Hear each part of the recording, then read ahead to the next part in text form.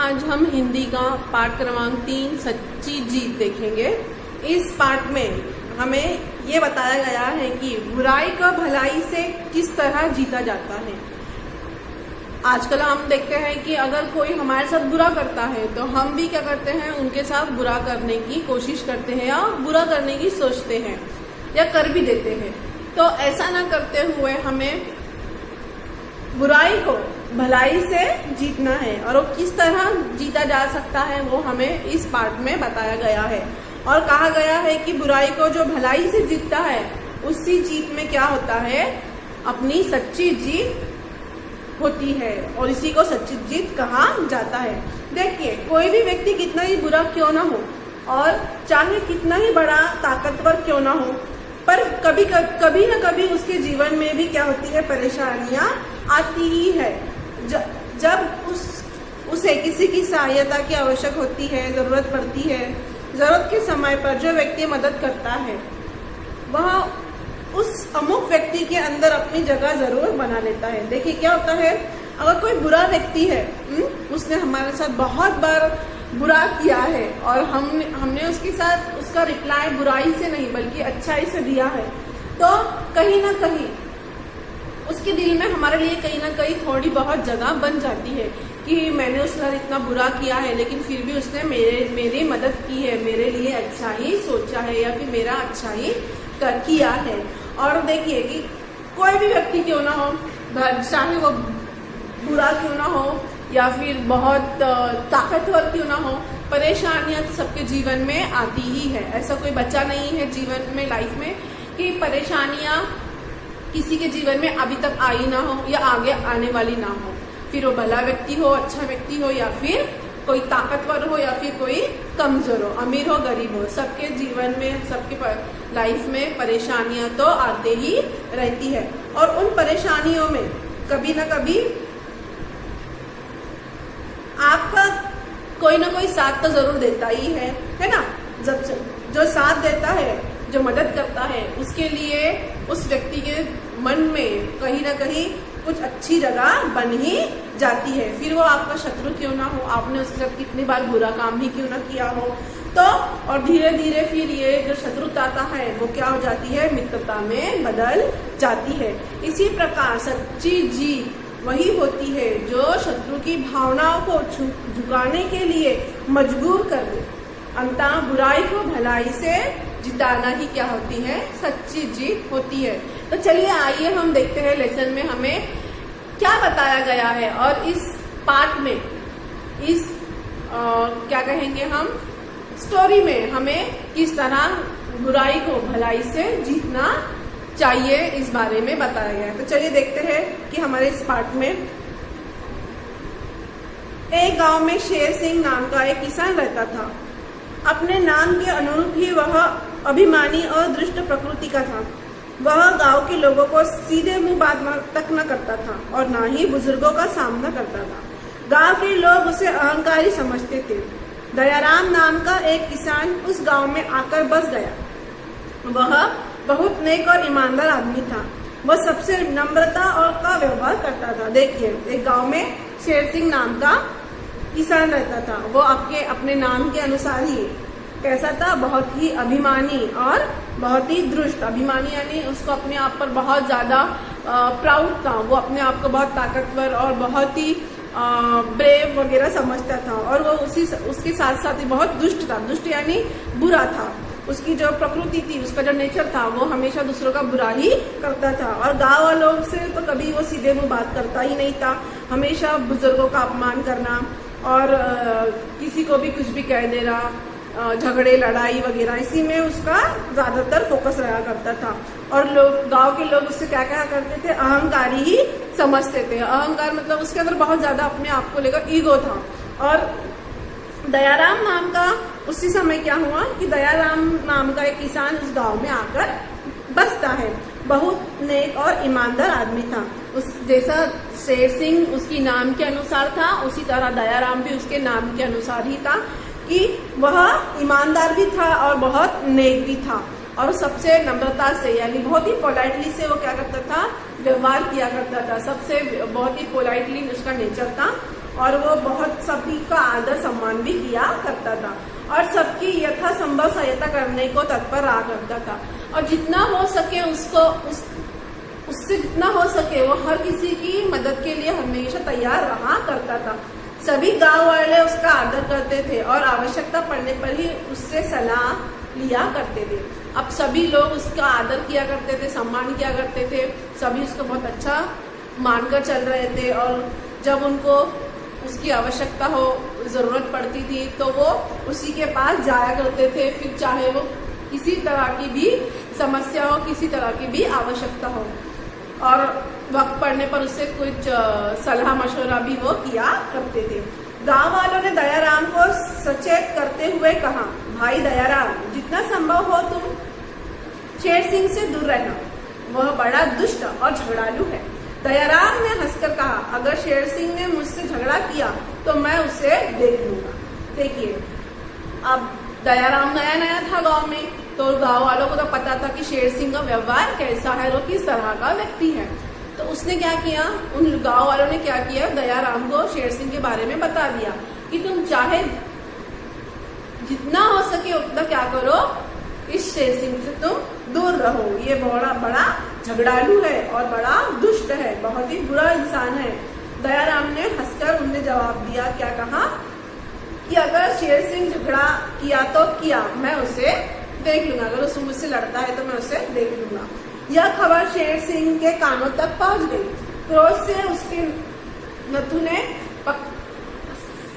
पड़कने लगे। दांत पीसते हुए वो बोला, दयाराम, किस दयाराम को मैं मजा चखाया तो मेरा नाम शेर सिंह नहीं। बस उसी दिन से शेर सिंह दयाराम से उलझने के लिए किसी न किसी बहाने की तलाश करने लगा। देखिए, गांव में जब ये बात होने लगी तो किसी ने शायद सुना होगा और जाकर शेर सिंह को बता दिया कि जो नया जो दयाराम आया है वो कह रहा था कि अगर वो शेर सिंह मुझसे अगर उलझा तो मैं उसको देख लूंगा, वगैरह वगैरह। तो जैसे ही शेर सिंह को ये सब बातें मालूम पड़ी तो शेर सिंह बहुत क्रोध से, यानी बहुत गुस्से से क्या करने लगा, लाल बबूला होने लगा और दांत पीसने लगा और क्या कहा कि इस दयाराम को तो मैं अच्छा मजा चखाता हूँ, अगर इसको मैंने मजा नहीं चखाया तो मेरा नाम शेर सिंह नहीं। बस उस दिन से शेर सिंह क्या करने लगा, फिर दयाराम से झगड़े करने के बहाने ढूंढने लगा, किसी न किसी बहाने की वो तलाश में हमेशा रहने लगा। एक दिन मौका पाकर शेर सिंह ने दयाराम के खेतों में अपने बैल छोड़ दिए। बैल बहुत सा खेत चर गए। दयाराम ने उन्हें देखा तो चुपचाप अपने खेतों से बाहर भाग दिया। उसने किसी से भी इसकी कोई चर्चा नहीं की। इसके बाद शेर सिंह ने दयाराम के खेतों में जाने वाली पानी की नाली तोड़ दी। पानी खेतों में न जाकर बाहर बहने लगा। देखिए, अब वो तो तलाश में ही था कि किस तरह मैं दयाराम से उलझूं, झगड़ूं, लड़ूं, उसको कारण चाहिए था, वो कारण ढूंढने लगा।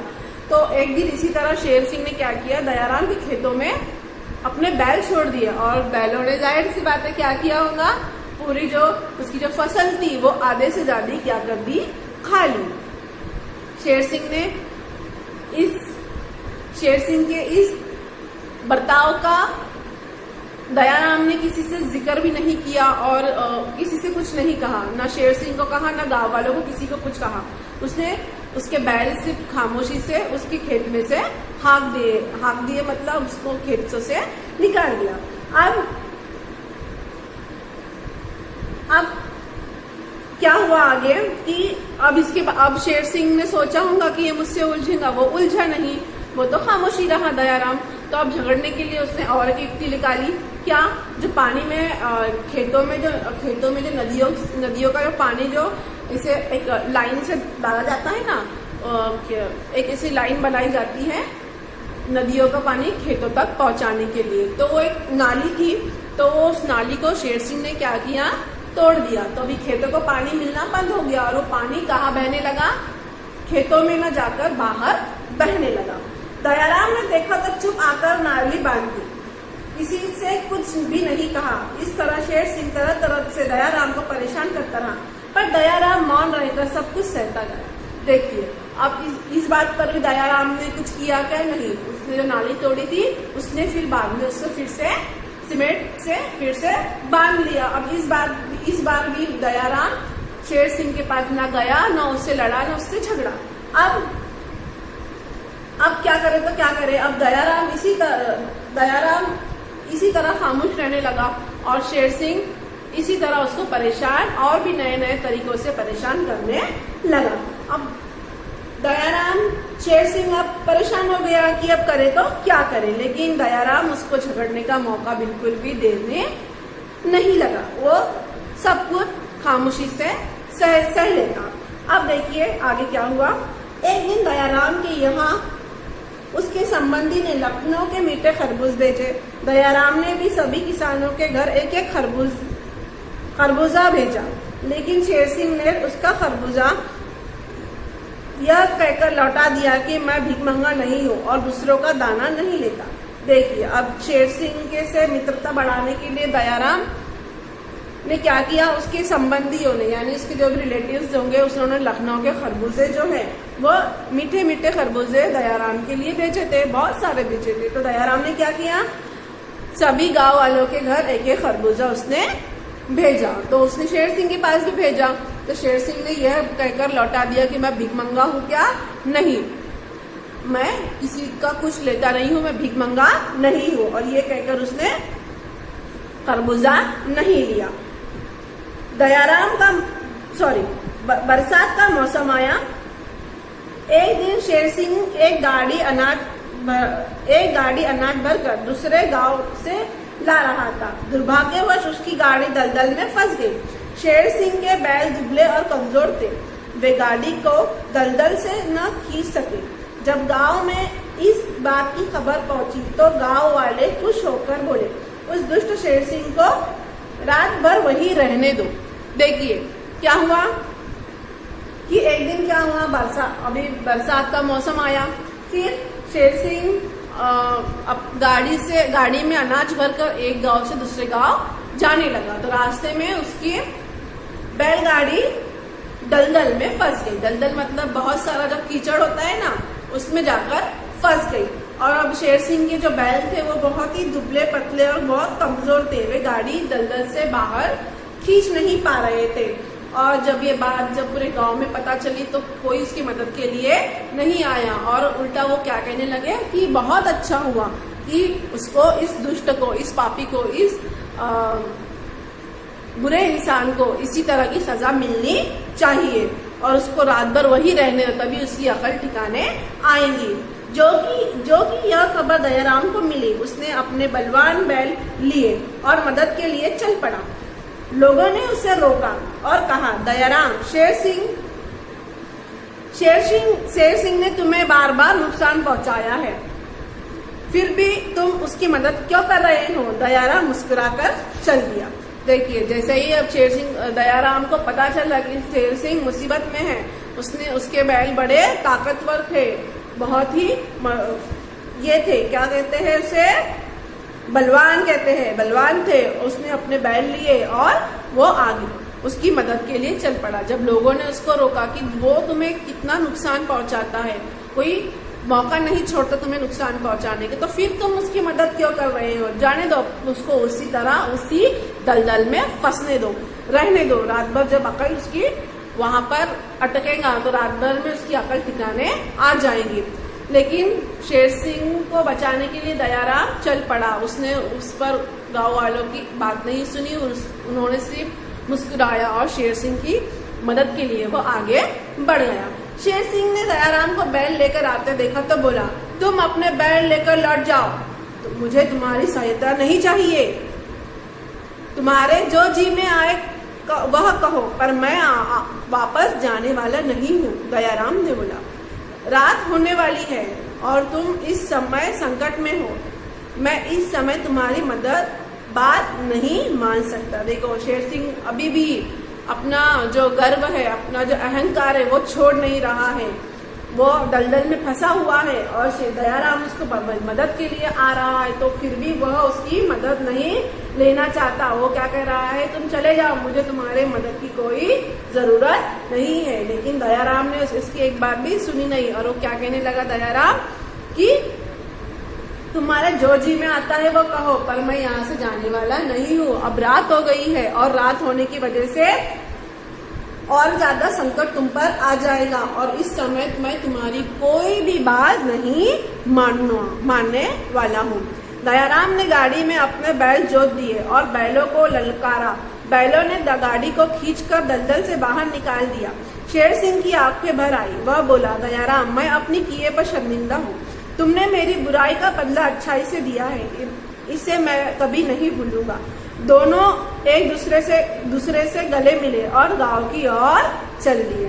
तो इसी तरह फिर क्या हुआ, दयाराम ने अपने बैलों की सहायता से शेर सिंह को उस दलदल से निकाला और शेर सिंह देखिए, अब शुरुआत में हमने कहा था कि अगर आप किसी के साथ बुरा करते हैं और सामने वाला आपके साथ अच्छा करता है तो आपके दिल में कहीं ना कहीं उसकी अच्छाई की वजह से आपके दिल में उसके लिए थोड़ी बहुत अच्छी इज्जत हो जाती है। तो उसी तरह शेर सिंह के साथ भी हुआ है। शेर सिंह की आंखें क्या हो गई है, भर आई। उसकी आंख में पानी आ गया और वो अपने किए पर शर्मिंदा हो गया और उसने दयाराम से उसके किए पर क्या किया, माफी मांगी और क्या कहा कि मैंने तुम्हारे साथ इतना कुछ बुरा किया और उस बुराई का बदला तुमने अच्छाई से दिया और मैं इसे कभी नहीं भूलूंगा।